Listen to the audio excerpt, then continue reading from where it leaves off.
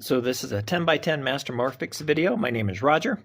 The Mastermorphix is normally in this shape, and each side has its own color. I put different patterns on it. This one has the swirl pattern, and this one has a very interesting pattern to it. You can see that 3 of the centers have this outside box with an inside box. So 3 of the centers will be like that. And then the other 3 centers have the other leftover corners. So here it has the 2 inside boxes. And so those centers are kind of cool.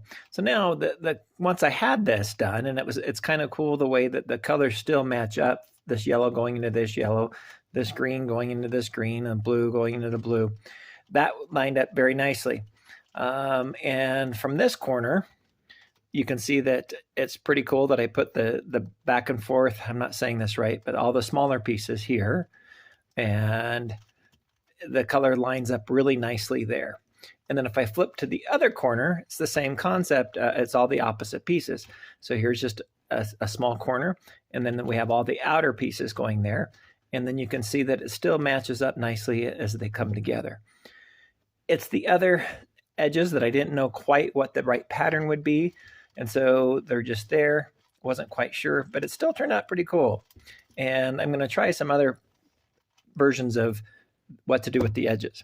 Have a great day. So here's another version of the solve I just had. The only thing I've changed is where the corner pieces are and where edge pieces are. This is kind of cool, the way that you can look down at this and you can see those edges there. I wish that there was a simple way to have another set like this to be in this exact same spot, but it would mean cutting one of these in half and then kind of ruining the solve. But here's the bottom part. And again, this is more pattern of shape than it is color, because there's some really weird things that just can't happen with 4 corners when it's based on the regular shape. But anyway, this is kind of cool. Have the grooves in there, and then having all 4 corners around here, but there's no possible way to have this have good closure. That's impossible. And then each of these edges, or not edges, but these other faces look kind of interesting, and I decided to bring these up versus down, and it looks really cool there. So I'm going to do one more version of just moving edge pieces and see what that looks like in just a second. So here's that same solve with the edge pieces moved around. It's kind of fun how this closes that off down here. And then you can still see the square shape solves there. And then it is pretty cool from this front tip, seeing how it just kind of smoothly goes down.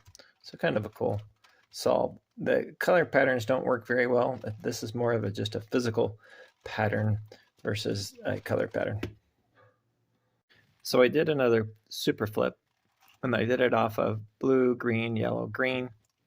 And if you look from this corner, or excuse me, this face, you have the square in the middle, and then 2 layers later, flip it all the way over, you have that same sets of squares, but then you have the checkerboard pattern here, which is kind of cool. These other ones aren't quite as neat, but they are still kind of cool. Have the kind of the ridges here and the channels here, but that's kind of a cool one. Here's a super flip off of blue, yellow, red, yellow, and this is what it looked like. I can't really see a good pattern there. I'm going to try working off a different corner and see if I get something that looks cute.